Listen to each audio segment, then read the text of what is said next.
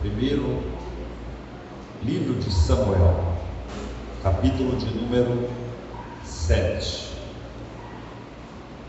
Já que alguns colocaram de pé, vamos ficar todos de pé para ficar mais bonito.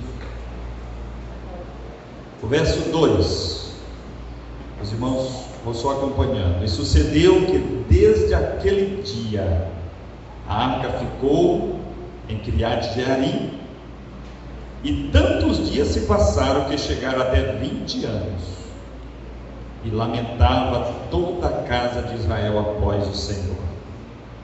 3. Então falou Samuel a toda a casa de Israel, dizendo: se com todo o vosso coração vos converterdes ao Senhor, tirai dentre vós os deuses estranhos e os astarotes, e preparai o vosso coração ao Senhor, e servi a Ele só, e vos livrará da mão dos filisteus. Amém. Podem sentar, amados. Eu quero discorrer com você nesta oportunidade a respeito de 7 passos para a reconstrução espiritual de Israel. Israel, nesse momento, estava vivendo um tempo de fracasso espiritual, um tempo de servidão aos filisteus, um tempo de opróbrio, de vergonha. Israel estava sendo subjugado por um povo que não temia ao Deus de Israel. Pelo contrário, pensava que tinham vencido o Deus de Israel. Se você observar um pouquinho atrás, aí pelo capítulo de número 5 e 6, você vai observar que começa o relato ali da queda do sacerdote Eli e dos seus filhos, que julgavam a Israel e foram reprovados por Deus. E os filisteus roubaram a arca do Senhor, levaram, e o Senhor pesou a mão sobre os filisteus, provando que o Deus de Israel era mais poderoso do que o Deus Dagom, o Deus dos filisteus, que eles atribuíam a vitória. É tanto que quando eles chegaram com a arca e colocaram diante de Dagom, e fizeram ali um culto a Dagom, a sua divindade, beberam e se divertiram e louvaram a Dagom. Naquela noite, Dagom caiu com o rosto no pó diante do Deus de Israel, que estava representado na arca. Aí eles levantaram Dagom e fizeram outra festa, e aí Dagom se quebrou todinho na frente do Deus de Israel. E como se não bastasse, começou a inflamar as hemorroidas dos príncipes até os céus dos filisteus. Se tem uma enfermidade que perturba o ser humano, chama-se hemorroida inflamada. E eles passaram a padecer e a morrer muita gente por causa das hemorroidas. E então eles entenderam, através dos seus sacerdotes, que estavam sendo castigados pelo Deus de Israel. O Deus de Israel era mais poderoso do que o Deus deles. Então mandaram para outras cidades, e aonde chegava a arca, o povo adoecia.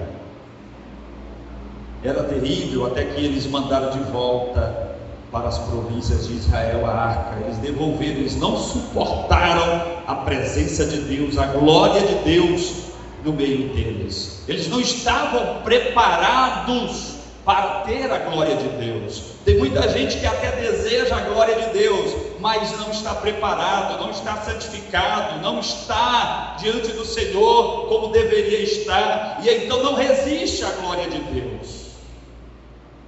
Deus quer derramar da sua glória sobre o seu povo, sobre a sua igreja, sobre nós, mas nós precisamos estar preparados para receber a glória de Deus sobre as nossas vidas. E então, queridos, alguns homens valentes ali de Kiriat Jearim pegam aquela arca e a colocam na casa de um homem chamado Abinadab, conforme está aí no primeiro verso do capítulo 7. E eles constituem ali um homem para cuidar daquela arca.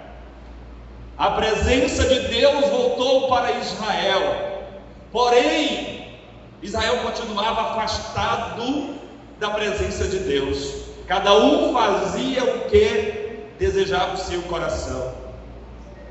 A arca de Deus estava em Kiriat Jearim, nas terras de Israel, porém o coração do povo de Israel não estava voltado para a presença de Deus.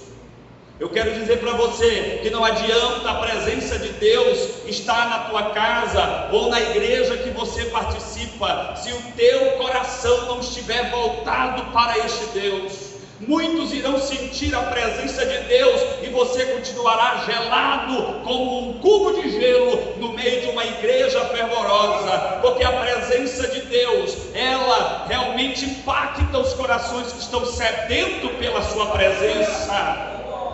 Aleluia! Não adianta ostentar e dizer que tem a presença de Deus se você não está preparado para viver o que a presença de Deus causa em você, porque aonde a presença de Deus habita, há uma transformação de caráter. Aonde a presença de Deus habita, há confissão de pecados, há arrependimento. Aonde a presença de Deus habita, há santificação de vidas. Aonde a presença de Deus habita, a paz, a alegria nos corações, a gratidão. Louvado seja o nome do Senhor. A presença de Deus habita em tua casa, a presença de Deus habita em tua vida. Louvado seja Deus. O povo clamava. Observe que o finalzinho do versículo 2 afirma que o povo lamentou-se após o Senhor por 20 anos. Irmãos, 20 anos não é 20 dias. Uma espera de 10 dias parece até ser razoável, como a igreja primitiva esperou 10 dias a descida do Espírito Santo, e muitos já tinham desistido em apenas 10 dias. Eram cerca de 500 irmãos que ouviram lá no Monte das Oliveiras ordenanças de Jesus, dizendo: voltai para Jerusalém e ficai ali, até que do alto sejais revestidos de poder. E no final de 10 dias, só já tinha 120 pessoas no cenáculo. Agora, 20 anos, provando do silêncio de Deus. A arca estava lá, mas como o coração do povo não estava voltado, Deus estava em silêncio. O trigo queimava no campo, o mosto dava bicho na videira, tudo que eles faziam não prosperava. Mesmo os filisteus devolvendo a arca de Deus, continuava subjugando a Israel, tomava as foices, as facas, os machados, as lanças, as espadas, sequestravam tudo. O povo não tinha ferramenta nem para trabalhar, o povo não tinha uma lima ou um esmeril nem para amolar a sua ferramenta. Eles tinham que atravessar as fronteiras para amolar as ferramentas, queridos. Viviam um estado de humilhação. Não basta ter a arca de Deus na sua casa, é necessário ter a tua vida no altar do Senhor para usufruir dos benefícios da presença de Deus. E eu quero falar sobre 7 passos que Israel precisou realizar para ser restaurado espiritualmente. E isso pode ser aplicado para mim e para você. Observe no verso de número 3, é o primeiro passo. Acompanhe comigo o verso número 3. Você que ainda está com a sua Bíblia aberta, olha o que Samuel falou a toda a casa de Israel.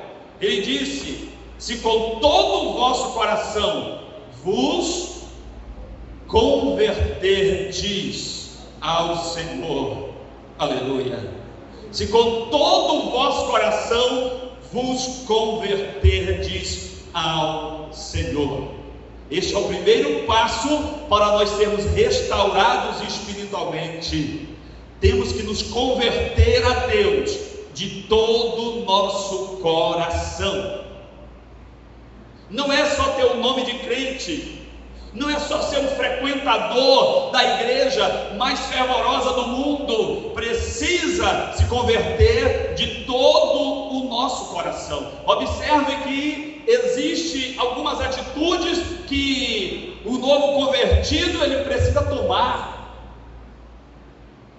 para de fato demonstrar a sua conversão ao Senhor. Observe que o versículo continua dizendo: tirai dentre vós os deuses estranhos, todos os ídolos, chama aí os astarotes, pequenas imagens, estatuetas de deuses que eles adoravam, dos deuses pagãos, a quem o Senhor tinha dito: olha, não adorai o Deus dessas pessoas que estão à volta de vocês, porque senão eu me afastarei do meio de vocês, e vocês serão escravizados pelo povo, serão destruídos pelo povo da terra, pelas pragas, pela peste, pela seca, pelas feras do campo. E eles tinham se apegado à idolatria, eles tinham mergulhado nos costumes daquelas nações, a ponto de quase todos os lares em Israel ser comum um altar oferecido ali a Astarote, ou oferecido a Baal, ou oferecido ali ao deus Dagon, ou outras divindades daquele povo. O povo tinha se misturado, os homens tinham buscado mulheres entre o povo de Canaã para casar, as mulheres tinham buscado homens entre os rapazes de Canaã para casarem-se, estavam misturados. O povo não estava mais observando os preceitos deixados por Moisés. O povo estava desviado da presença de Deus. Eles precisavam se converter. Irmãos, faça uma reflexão, façamos uma reflexão, eu e você. Será que não tem alguns astarotes lá em casa que eu preciso remover?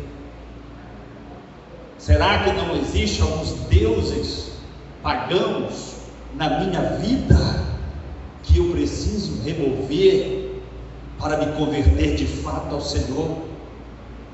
Às vezes eu estou aqui pedalando, clamando ao Senhor, ou me lamentando, porque hoje nós vivemos dias em que muitos crentes estão se lamentando diante do Senhor. É como se a bênção não chegasse, é como se a prova fosse mais forte do que possam suportar, e estão o tempo todo: irmãos, orem por mim, eu não aguento mais, eu não suporto mais, essa prova não passa. Assim estava o povo de Israel se lamentando, mas eles precisavam tomar uma atitude. A primeira atitude, o primeiro passo que eles precisavam dar era de se converterem ao Senhor. Aleluia! E eles eram o povo de Deus, a promessa de Abraão habitava sobre eles, mas eles precisavam se converter ao Senhor de novo, voltar ao primeiro amor, olhar aonde caíram e tirar os deuses estranhos dos seus lares, destruir os altares aos deuses estranhos que eles tinham edificado. O segundo passo, ainda está aqui no verso número 3, é a renúncia. Aleluia! Tirai dentre vós os deuses estranhos e os astarotes. Então os filhos de Israel tiraram diante de si os balins e os astarotes e serviram somente ao Senhor. Essa palavra é importante, obreiros. E serviram somente ao Senhor. Deus não divide a sua glória com ninguém. Nós não podemos ter ídolos na nossa vida. Nós não podemos ter nada que ofusque a presença de Deus. Deus tem ciúmes de nós, queridos. O Espírito Santo de Deus que habita em nós tem ciúmes de nós, quando nós edificamos um altar a qualquer outra coisa. Então vigiemos. Deus, Ele quer ser único nas nossas vidas. E às vezes nós dividimos a nossa devoção ao Senhor, a nossa fidelidade ao Senhor com algumas outras coisas, e Deus tem ciúmes de nós.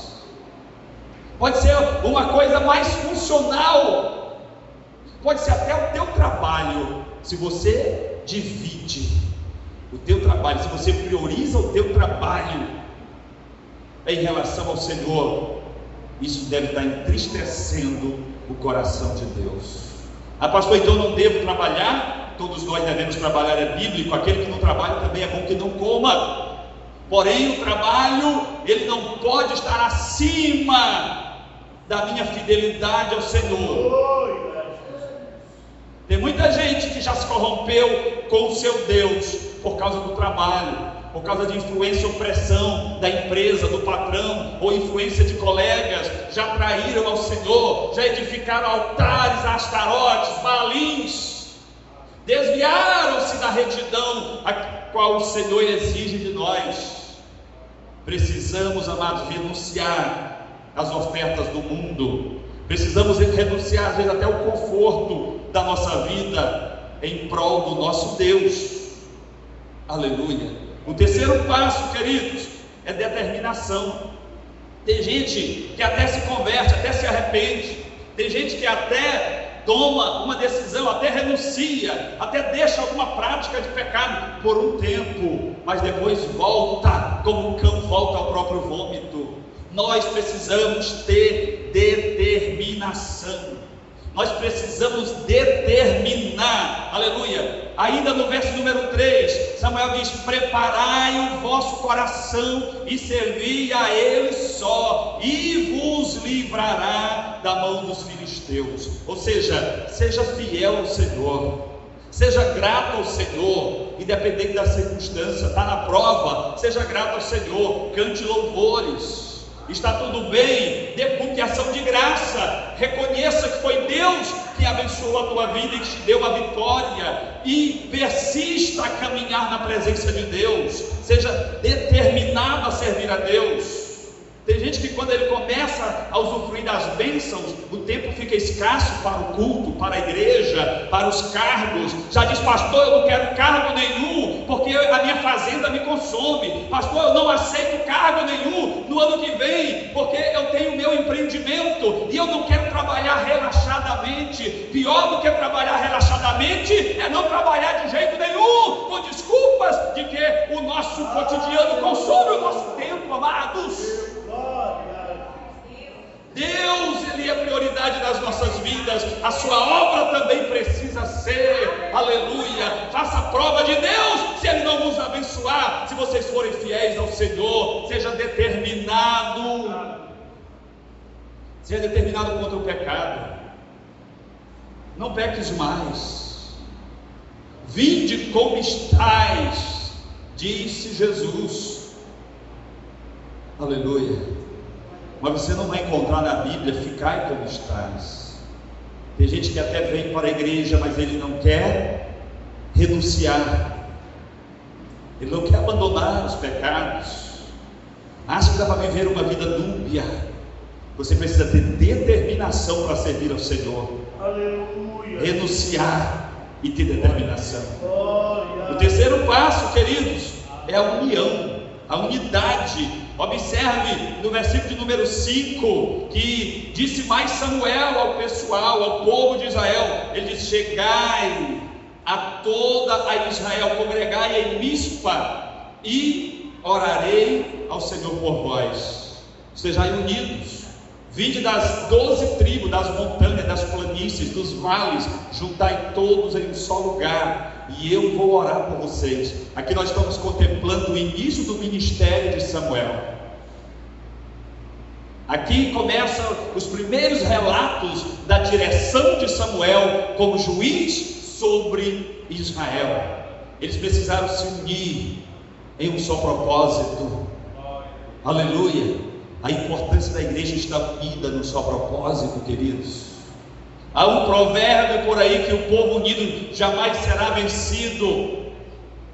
Esse é um provérbio popular, mas a Bíblia também deixa bem claro em diversas referências que Deus, Ele se alegra quando o seu povo está unido.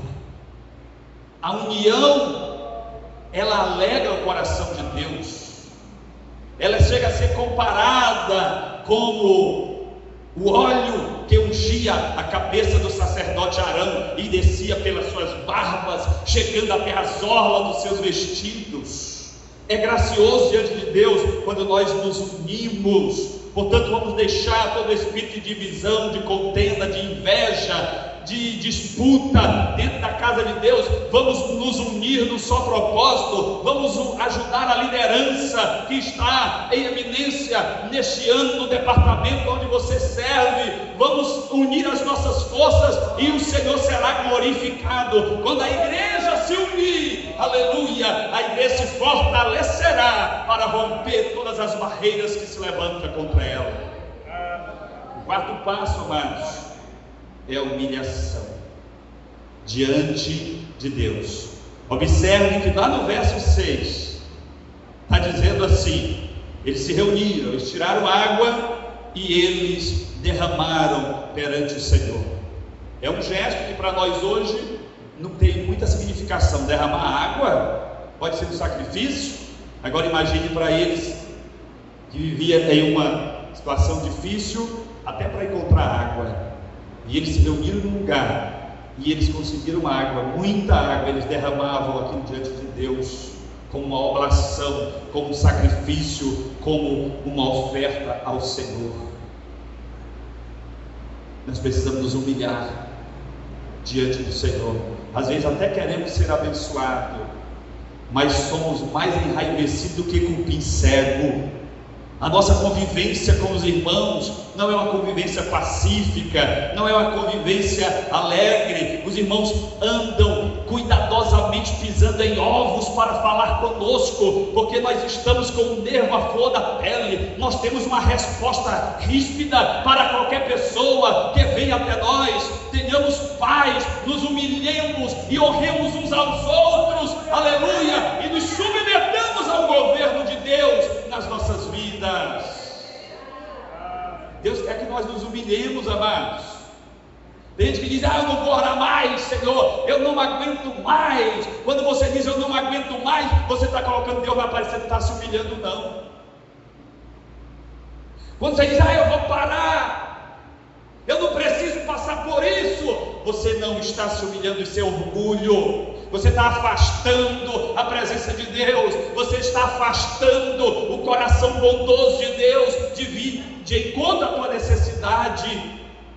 Se humilhe, faça como Ana. Samuel disse: mulher, tu não tinha vergonha de estar bêbada 9 horas da manhã? E Ana respondeu: a tua serva não está embriagada, mas está com angústia de alma, de espírito, e está se derramando na presença do Deus de Israel. Aleluia. Precisamos nos humilhar, queridos, diante da potente mão do Senhor, diante das circunstâncias que nem sempre serão favoráveis para nós. Não se entristeça, alegre-se no Senhor. Alegre-se mesmo na tribulação, como nos orienta o apóstolo Paulo. Aleluia. Essa é o quinto passo, a humilhação. E o sexto passo é a consagração. É sinônimo, mas é um passo mais profundo. Não basta se humilhar, é preciso se consagrar.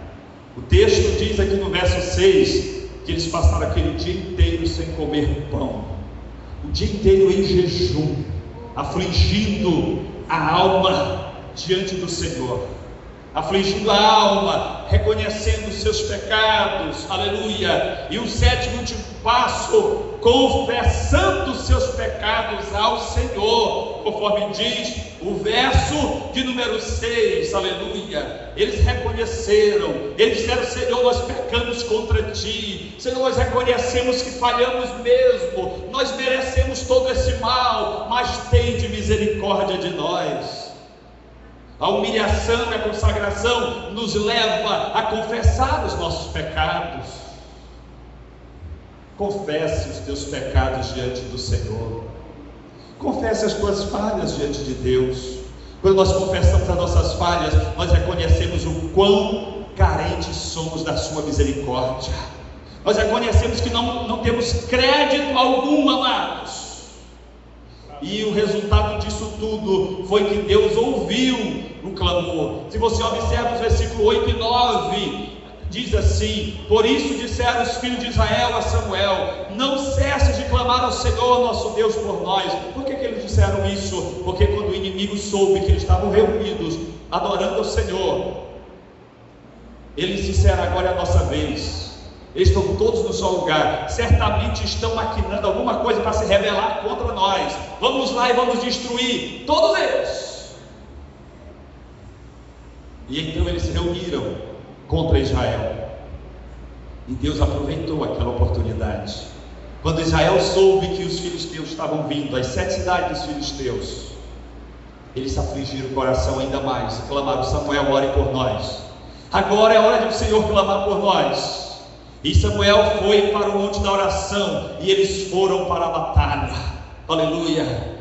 No momento da batalha, nós precisamos arrancar a nossa espada, precisamos arregaçar as nossas mangas e partir para a luta. Israel partiu para a luta, e Deus trovejou contra os seus inimigos, derramou uma saraiva de relâmpagos, de trovão, de tantas coisas que eles se assombraram. E Israel enfrentou e destruiu o inimigo que era humanamente indestrutível. Por causa da humilhação de Israel, por causa da conversão de Israel, 20 anos de opróbrio foram transformados agora em uma grande conquista, em uma grande vitória. Louvado seja o nome do Senhor. Deus quer transformar este tempo de cativeiro em um tempo de vitória, em um tempo de reconhecimento, aleluia, para que o nome dele seja glorificado através da tua vida. Tome posse, levante a cabeça, aleluia, e lute, clame ao Senhor, humilhe-se diante do Senhor e lute confiando no Senhor, e Ele trovejará contra os teus inimigos e te dará a vitória. Não te desespere, não te desespere, aleluia. Agora sim, alguma coisa que você precisa fazer no teu altar, faça isso hoje. Não deixe para amanhã, não deixe para depois. Converta-se ao Senhor, renuncie todos os teus pecados, seja determinado na tua conversão, não seja vacilante, seja uma pessoa que promova a unidade da igreja, a união entre o povo de Deus. Seja uma pessoa humilde na tua congregação e diante do Senhor Todo-Poderoso. Consagra a tua vida ao Senhor e confessa os teus pecados ao Senhor. João nos garante que Cristo é um advogado fiel para interceder por nós, quando nós reconhecemos os nossos pecados. Que Deus te abençoe, que Deus tenha misericórdia de ti, que o Senhor abra os teus olhos espirituais e te faça um crente convertido para a glória do nome do Senhor. Aleluia. Neste momento, amados,